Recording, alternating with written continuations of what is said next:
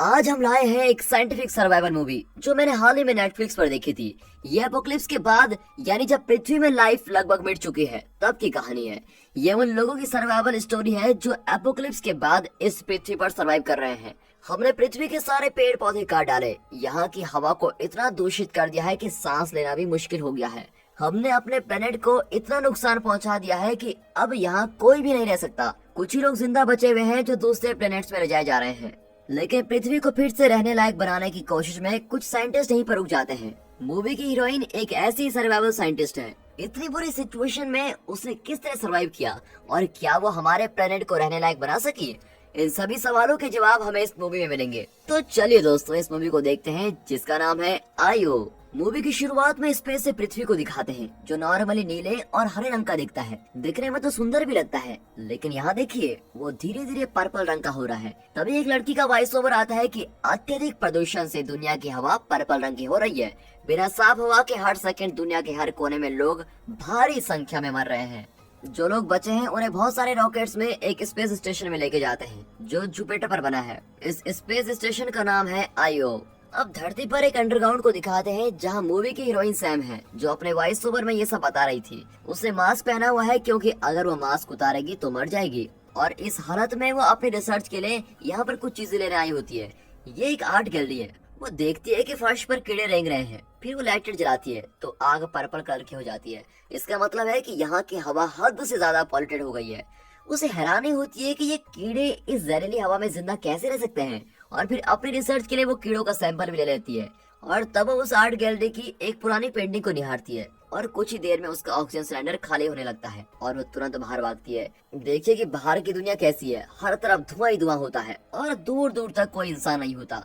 Sam तेजी से अपनी गाड़ी से नए सिलेंडर निकालती है और चैन की सांस लेती है। लगता है सचमुच फ्यूचर में दुनिया ऐसे ही होने वाली है। वापस जाते हुए रोड पर क्लीन ऑक्सीजन लिखा होता है। इसका मतलब है कि यहाँ से आगे की हवा कुछ हद तक सांस लेने लायक है। ये ज्यादातर पहाड़ी इलाके हैं जहाँ अभी भी साफ हवा पाई जाती है, और इन्हीं इलाकों में कुछ रिसर्च सेंटर्स में साइंटिस्ट सर्वाइवल कर रहे हैं। निचली जगहों के लोग इस धरती को टाटा बाय बाय करके ऊपर जा रहे होते हैं, मतलब स्पेस में जा रहे हैं। दरअसल सैम के पापा भी एक सर्वाइवल साइंटिस्ट हैं जिनका अटूट विश्वास है कि आज भी धरती रहने लायक बन सकती है, और इस बात पर वे दिन रात मेहनत कर रहे होते हैं और काफी रिसर्च करते हैं। अब सैम अपनी जगह पर पहुंचती है और यहाँ पर आग बिल्कुल भी पर्पल नहीं है। अब क्योंकि वो बहुत ही पॉल्यूटेड जगह होकर आई है, इसलिए वो किसी लिक्विड से खुद को साफ करके अपनी लैब में जाती है। शायद इस वक्त उसके पापा यहाँ पर नहीं है। और फिर वो कंप्यूटर पर अपने बॉयफ्रेंड का मैसेज पढ़ती है जो जुपिटर की आईओ स्पेस स्टेशन में है। वो सैम को रोज मैसेज करता है कि तुम भी यहाँ जाओ। तब सैम बताती है कि वो और उसके पापा धरती पर क्यों रुके हुए हैं और वो क्या कर रहे हैं। दरअसल उसके पापा की रिसर्च इस विषय पर थी कि जब तक इस दुनिया में मधुमक्खी रहेगी तब तक ये दुनिया मिट नहीं सकती। ये बहुत ही इम्पोर्टेंट बात है, जरा ध्यान से सुनिए। दोस्तों, मधुमक्खियों को मामूली मत समझिए। ये धरती का संतुलन बनाए रखने के लिए बेहद जरूरी काम करते हैं। ये जब फूलों से रस इकट्ठा करते हैं तो उनके पराग यानी पोलेंस इनके शरीर पर लगते हैं, और जब मधुमक्खी दूसरी जगह जाती है तो इन पौधों का पोलन वहाँ पर गिर जाता है, और इस तरह उस जगह पर पेड़ पौधे पनपते हैं, और इन्हीं की वजह से कई पेड़ पौधे उगते हैं और धरती हरी भरी रहती है। और जहाँ पेड़ पौधे होते हैं वहाँ साफ हवा की कमी कैसे हो सकती है? इसलिए अगर अपने घर के आसपास मधुमक्खी का कोई भी छत्ता दिखे तो उसे जलाए मत, और न ही इसको डिस्ट्रॉय करें, बल्कि किसी ऐसी सर्विस को बुलाएं जो मधुमक्खी को बिना हानि पहुँचाए छत्ते को हटाकर उन्हें पेड़ या जंगल के बीच छोड़ सके। और इनकी इम्पोर्टेंस को जानते हुए सैम के पापा मधुमक्खियों को पाल रहे थे और उन पर रिसर्च कर रहे थे। यही वो जीव हैं जो दुनिया को पहले जैसा और हरा भरा जीने लायक बना सकते हैं। फिर सैम बाहर जाती है और वहाँ एक मधुमक्खी को उठाकर अंदर ले आती है और एक बॉक्स में डालती है। इस बॉक्स में उस पुरानी आर्ट गैलरी का माहौल है जहाँ सैम को कीड़े मिले थे, लेकिन कुछ ही देर में मधुमक्खी मर जाती है। ये टेस्ट भी फेल हो जाता है और बेचारी मधुमक्खी भी मर गई। और तभी सैम का बॉयफ्रेंड मैसेज भेजता है कि अब धरती की हवा को बिल्कुल भी प्योरीफाई नहीं किया जा सकता। तुम और तुम्हारे पापा जल्दी से जल्दी यहाँ जाओ। लेकिन सैम को पूरा यकीन है कि उसके पापा की फाइंडिंग एकदम सच है, और वो ठान लेती है कि वो अपने पापा की रिसर्च को पूरा करके रहेगी और पृथ्वी पर ही रहेगी। उसके पापा पृथ्वी पर बचे हुए लोगों को हिम्मत देने के लिए रोज एक ब्रॉडकास्ट करते हैं कि ये दुनिया पहले जैसी बन सकती है, हिम्मत से काम लीजिए। यहाँ से भागकर स्पेस में जाना इसका सलूशन नहीं है। और उनकी गैर हाजिरी में सैम उस मैसेज को बार बार ब्रॉडकास्ट कर रही होती है। फिर दिखाते हैं कि इस तरह की सिचुएशन में सैम की रोज की जिंदगी कैसे चलती है और ये क्या खाती है। घर के पीछे ग्रीन हाउस है जहाँ सैम कुछ सब्जियां वगैरह उगा लेती है और इन्हीं को खाकर वो जिंदा रह रही है। वो रोज अपने पापा की रिसर्च वीडियो देखती है और टेलीस्कोप से आईओ को देखती है। यही उसकी लाइफ है। फिर एक दिन उसका बॉयफ्रेंड मैसेज करता है कि सारे स्पेस साइंटिस्ट ने मिलकर स्पेस में एक ऐसी जगह खोज निकाली है जिसका पर्यावरण बिल्कुल धरती जैसा है। इस जगह का नाम है प्रोक्सिमा सेंटोरी। सैम इतना ही पढ़ती है कि स्क्रीन पर डिस्टरबेंस होने लगता है कि कोई वायर कट गई है। और फिर सैम वायर लेने के लिए फिर से उस आर्ट गैलरी में जाती है और वहाँ की पुरानी पेंटिंग से संबंधित कुछ बुक उठा लेती है और फिर वायर लेकर वहाँ जाती है और फिर वायर लेकर वहाँ से जाने लगती है। तभी अचानक बहुत ही भारी तूफान उस दिशा में आ रहा होता है। अगर तूफान आया तो हर तरफ से प्रदूषित हवा आएगी और घबराकर सैम वहाँ से तुरंत निकलती है और अपने घर पर पहुँचती है। वो देखती है कि दिया पर्पल रंग का हो गया है, मतलब दूषित हवा वहाँ पहुँच चुकी है और फिर बहुत तेज हवा चलने लगती है। और फिर सैम टेप से खिड़की और दरवाजे को सील करती है, लेकिन उसका कोई फायदा नहीं होता और इस तरह प्रदूषित हवा घर भर में फैल जाती है और कोई रास्ता न पाकर वो घर के अंदर ही ऑक्सीजन मास्क पहनकर सिस्टम पर बैठी रहती है। फिर वो कंप्यूटर स्क्रीन को वायर से कनेक्ट करती है और बॉयफ्रेंड का मैसेज पढ़ने लगती है। उसमें लिखा होता है कि आयो से प्रोक्सिमा सेंटरी पहुंचने में 10 साल लगेंगे, इसलिए हमने पूरे स्पेस स्टेशन को वहां ले जाने का फैसला किया है और वहां जाकर पता चलेगा कि हम इंसान वहां कैसे रहेंगे, लेकिन हमें ये रिस्क लेना ही पड़ेगा। इसलिए धरती से कई स्पेस शटल आयो आने वाले हैं और आखिरी स्पेस शटल 4 दिन में पृथ्वी से निकलेगा। उसके बाद अगर कोई वहाँ पर रह गया तो उसको बचाने कोई नहीं आएगा, इसलिए तुम और तुम्हारे पापा जल्दी से उसमें चढ़कर आ जाना। अब ये पढ़कर सैम एकदम सुन्न हो जाती है और उसको कुछ नहीं सोचता, वो चुपचाप लेट जाती है। अगले शॉट में सैम बीच में खड़ी होती है और उसने मास्क भी नहीं पहना होता है और वो बड़े आराम से सांस ले पाती है। वो खुद चौंक जाती है कि सांस लेना इतना आसान कब से हो गया। तब उसका सपना टूट जाता है और वो अचानक से उड़ती है और घर के बाहर का दिया भी नॉर्मल कलर का होता है। लगता है तूफान निकल गया है और हवा फिर से जरा क्लीन हो गई है। और फिर सैम अपने रिसर्च के सबसे जरूरी सैंपल्स को यानी मधुमक्खियों को देखने जाती है, लेकिन वहाँ एक भी मधुमक्खी नहीं बची होती है। सबको तूफान उड़ा ले गया होता है। अब सैम टेंशन में और बेबसी के मारे चिल्लाने लगती है और इतने सालों से वो और उसके पापा जो रिसर्च कर रहे थे वो सब कुछ मिट्टी में मिल चुका होता है। फिर वो तुरंत अंदर जाती है और मैसेज टाइप करने लगती है कि हमारे सारे सैंपल्स मिट गए हैं, मैं हिम्मत और उम्मीद दोनों खो चुकी हूँ, तूफान सब कुछ मिटा चुका है। अब मैं चाहूँ भी तो आखिरी शटल तक नहीं पहुँच सकती क्योंकि मेरे पास ऑक्सीजन सिलेंडर बचे नहीं है। मैसेज भेजकर वो टूट कर रोने लगती है। फिर वो बाहर आती है तो दूर एक बलून दिखता है और वो चौंक कर उसको देखती है। इतने में बलून लैंड करता है और उसमें से एक आदमी बाहर गिरता है, इसका नाम है माइका। और आते ही वो लाइटर जलाकर देखता है तो पता चलता है कि यहाँ पर हवा नॉर्मल है। फिर वो अपना मास्क उतार कर सैम से कहता है कि मैं साइंटिस्ट हैरी से मिलने आया हूँ, उनका ब्रॉडकास्ट सुनकर मैं इतनी दूर आ गया हूँ और मुझे उनसे कई सारे सवाल भी पूछने हैं। सैम झूठ कहती है कि मैं हैरी की असिस्टेंट हूँ और वो रिसर्च के लिए दूसरी जगह पर गए हैं। फिर माइका पानी मांगता है और सैम उसको पानी लाकर देती है जो ब्राउन कलर का होता है। फिक्र मत करो, ये प्योरीफाइड वाटर है। माइक अंदर आकर पूछता है कि मिस्टर हैरी कहाँ गए हैं। दरअसल वो एक पहाड़ पर किसी नई स्पीसीज की रिसर्च करने के लिए गए हैं। माइका बताता है कि अगर मुझे मेरे सवालों का जवाब नहीं मिला तो मैं अपने एयर बलून में वापस चला जाऊंगा और उस लास्ट स्पेस शटल को पकड़ लूंगा। सैम मन ही मन सोचती है कि इस आदमी की मदद से मैं भी उस शटल तक पहुंच सकती हूँ, लेकिन फिलहाल वो कुछ नहीं कहती। फिर वो माइका के लिए खाना लेने जाती है, पर माइका कहता है मैं जानता हूँ तुम्हारे पास खाने को ज्यादा कुछ नहीं होगा, जो भी है तुम अपने लिए बचा कर रख लो, मुझे भूख नहीं है। लेकिन असल में उसको बहुत भूख लगी होती है। तब सैम एक बास्केट भरकर सब्जियां लेके आती है और ये देखकर माइका के मुंह में पानी आ जाता है। फिर सैम उसको खाने के लिए शहद भी देती है। बेचारा स्पून को चाटते ही रह जाता है। सैम पूछती है क्या तुमने रास्ते में कोई जिंदा जानवर या पक्षी देखा। माइका कहता है मुझे एक भी जिंदा जीव जंतु नजर नहीं आया। अच्छा ठीक है, लेकिन तुमने बीच पर कुछ देखा। और इस सवाल पर माइका बिल्कुल ही हैरान हो जाता है। दरअसल सैम को अक्सर ये सपना आता है कि वो बीच पर खड़ी होकर साफ हवा में सांस ले रही है, इसलिए वो ऐसा पूछ रही थी। सैम बताती है कि हैरी को लौटने में 2 हफ्ते लग जाएंगे, इसलिए माइका वहीं रुकने का फैसला करता है। फिर सैम उसको अपनी रिसर्च दिखाती है। ओह काफी अच्छा कमरा है, क्या ये मिस्टर हैरी का कमरा है। हाँ, लेकिन उसके अंदर वो मुझको भी अलाउ नहीं करते। अब उसकी लैब और रिसर्च को देखकर माइका बिल्कुल ही चकित रह जाता है। अब अगली सुबह सैम उस पुरानी पेंटिंग से रिलेटेड बुक्स पढ़ रही होती है। फिर वो बाहर आकर माइका से कहती है कि कल तूफान में यहाँ का सब कुछ तितर बितर हो गया, उन्हें फिक्स करने में मेरी मदद करो।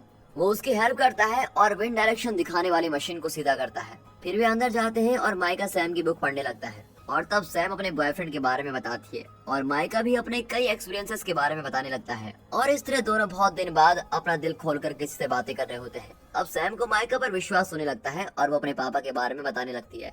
हैरी और कोई नहीं, मेरे पापा हैं। और ये सुनकर माइका बिल्कुल ही चौंक जाता है। फिर वो माइका को अपना ग्रीन हाउस दिखाती है। उस रात वो अपने पापा की रिसर्च वीडियोस प्ले करती है। जब दुनिया प्रदूषण के कारण मिटने लगी थी तो हैरी ने लूसी नाम के सुअर पर रिसर्च की थी। दरअसल लूसी बहुत ही प्रदूषित जगह में भी सरवाइव करने की क्षमता रखती थी, इसीलिए हैरी इस रिसर्च में लगा हुआ था कि अगर इस स्थिति में लूसी जिंदा रह सकती है तो हम इंसान भी जिंदा जरूर रहेंगे। लेकिन आखिर में लूसी भी प्रदूषण के कारण मर जाती है। और फिर हैरी का एक इंटरव्यू चल रहा होता है जिसमें बताते हैं कि धरती से लोग स्पेस स्टेशन में जा रहे हैं, लेकिन हैरी जाने से बिल्कुल मना कर देता है। उसका अटूट विश्वास है कि यह हमारी धरती है और इसे हमें ठीक करना है। इसे हमने खुद प्रदूषित किया है और अब हम यहाँ से दूर भागने की कोशिश कर रहे हैं। ये बिल्कुल गलत है। मैं यहीं रहकर इसको ठीक करना चाहता हूँ और यही विश्वास सैम का भी है। अगले दिन माइका किसी तरह सैम के कमरे में चला जाता है और वहाँ एक फोटो को देखकर पूछता है, क्या ये तुम्हारी माँ है? सैम कहती है, हाँ, लेकिन वो अब नहीं रही। माइका टेंशन में पूछता है, तुम्हारी माँ तुम्हारे पापा की वजह से मरी है, राइट? क्या बकवास कर रहे हो? और नहीं तो क्या, हैरी की जिद की ही वजह से तुम्हें और तुम्हारी माँ को यहाँ रहना पड़ा, वरना तुम दोनों तो कब के आयु में पहुँच गए होते। फिर वो जाकर हैरी का कमरा खोल देता है और उस कमरे में इतनी धूल होती है कि माइका बिल्कुल ही चौंक जाता है। वो सैम से पूछता है, सच बताओ तुम्हारे पापा कहाँ हैं? क्योंकि यहाँ पर धूल पड़ी हुई है और इसका मतलब है कि वो काफी दिनों से यहाँ पर नहीं है। तब हमको एक फ्लैशबैक दिखाया जाता है कि सैम लैब में अपना काम कर रही है और उसने ऑक्सीजन पहना होता है। तब उसके पापा हैरी आते हैं और सैम बिल्कुल ही चौंक जाती है कि वो बिना मास्क के कैसे सांस ले रहे हैं। वो डांटती है कि प्लीज ऑक्सीजन पहन लो, लेकिन हैरी कहते हैं, मुझे उसकी जरूरत नहीं है। तुम मेरी बात ध्यान से सुनो और अगले स्पेस शटल में यहाँ से निकल जाओ। पापा, ये आपकी रिसर्च है, इसलिए मैं इसको अधूरा छोड़कर नहीं जा सकती। देखो सैम, ये कोई खेल नहीं है। तुम्हारी माँ को तो मैं खो चुका हूँ और अब तुमको नहीं खो सकता। दरअसल हैरी अपने ब्रॉडकास्ट में सबको बता रहा होता है कि हम मिलकर इस धरती को फिर से रहने लायक बना सकते हैं। वो हमेशा से आयु पर जाने के खिलाफ था, लेकिन उसने अपनी पत्नी और बेटी को जाने से कभी मना नहीं किया था। लेकिन सैम और उसकी माँ को हैरी पर पूरा विश्वास था और इसलिए दोनों ही रुक गए। लेकिन धीरे धीरे सैम की माँ बीमार पड़ गई और एक दिन बेचारी अचानक मर गई। और तब से हैरी को अपनी रिसर्च पर विश्वास उठने लगा था और वो सैम को यहाँ से जाने के लिए कह रहा था, पर सैम हैरी को छोड़कर नहीं जाना चाहती थी। इसलिए 3-4 दिन बाद हैरी की मौत हो गई और सैम ने अपनी माँ की कब्र के पास ही हैरी को दफना दिया था। अब सारा सच जानकर माइका कहता है कि कम से कम अब तो मान जाओ कि यहाँ कुछ नहीं हो सकता। तुम भी मेरे साथ चलो और हम उस आखिरी शटल में चले जाएंगे, लेकिन हवा की दिशा के अनुसार ठीक वक्त पर हमें निकलना होगा, क्योंकि हमें एयर बलून में ही शटल तक पहुंचना है। अब इस तरह में ठीक वक्त का इंतजार कर रहे होते हैं। सैम अपने बॉयफ्रेंड को मैसेज करती है, जैसा तुमने चाहा वैसा होने वाला है। यहाँ मेरी रिसर्च करने के लिए कुछ नहीं बचा है और अब लास्ट शटल में मैं भी आ रही हूँ। फिर वो माइका का बैग खोलकर देखती है तो उसमें गन और कुछ बुलेट्स होते हैं। उसमें एक डायरी होती है और सैम उसको पढ़ती है। दरअसल माइका किसी से बहुत प्यार करता था। इतना ही नहीं, वो अपनी फैमिली को भी खो चुका था।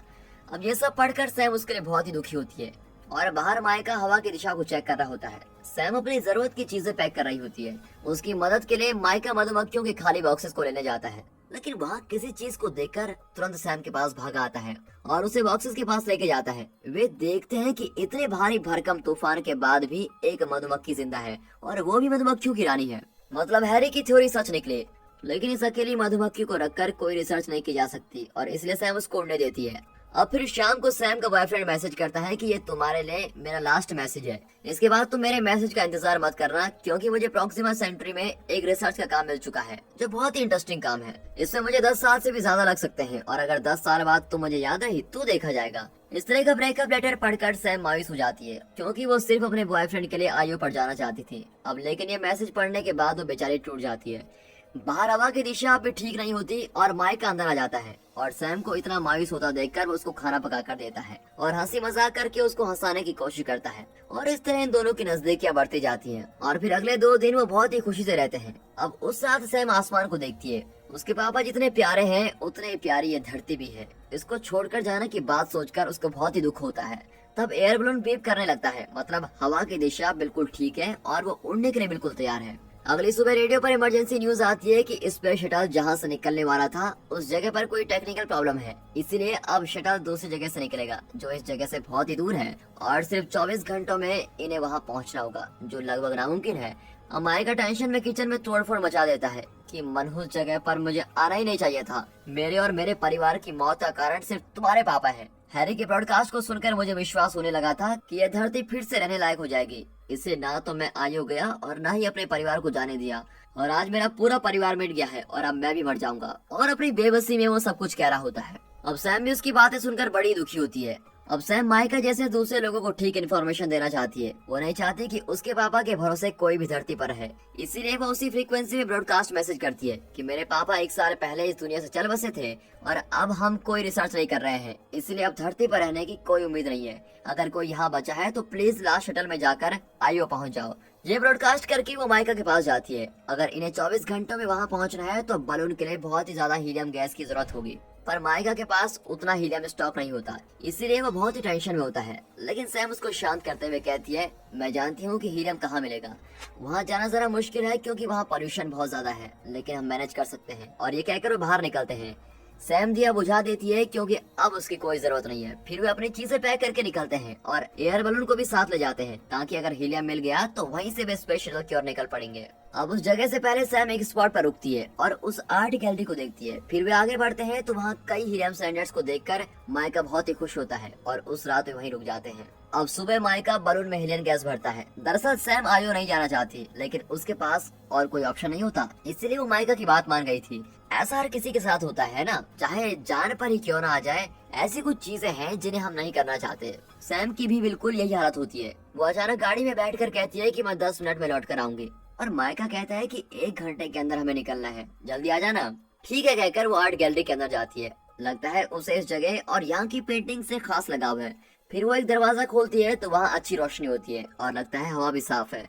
फिर वो पूरी गैलरी में घूमकर उस पेंटिंग पर आकर रुकती है जिसको वो हमेशा निहारती थी। तब वहाँ माइका आ जाता है क्योंकि सैम का ऑक्सीजन खत्म होने वाला होता है और उसको अभी चेंज करना पड़ेगा। लेकिन सैम उसे पेंटिंग के बारे में बताने लगती है। फिर कहती है कि जब पापा लूसी पर रिसर्च कर रहे थे तो एक दिन मैंने उनके सामने लाइटर जलाया था। आग पर्पल कलर की हुआ करती थी, लेकिन तब मैंने कोई मास्क नहीं पहना था। माइका फिर कहता है कि तुम तुरंत ऑक्सीजन सिलेंडर को ले लो और जल्दी लगाओ। ये कहकर वो जरा दूर चला जाता है। तब सैम कहती है, तुम आयु में जाकर सबको बता दो कि ये पृथ्वी खुद को ठीक करने की क्षमता रखती है, पर इसमें थोड़ा वक्त लगेगा और हमें इस धरती के नए वातावरण में अपने आप को एडजस्ट करना सीखना होगा। अगर मैं मास्क के बिना यहाँ जिंदा रही तो तुम यह खबर आयु के लोगों को दे देना। अब ये कहकर वो झट से मास्क उतार देती है और माइका घबराकर उसको पकड़ लेता है। मुझे कुछ नहीं होगा माइका, ये कहकर वो सांस लेने लगती है और माइका कुछ नहीं कह पाता।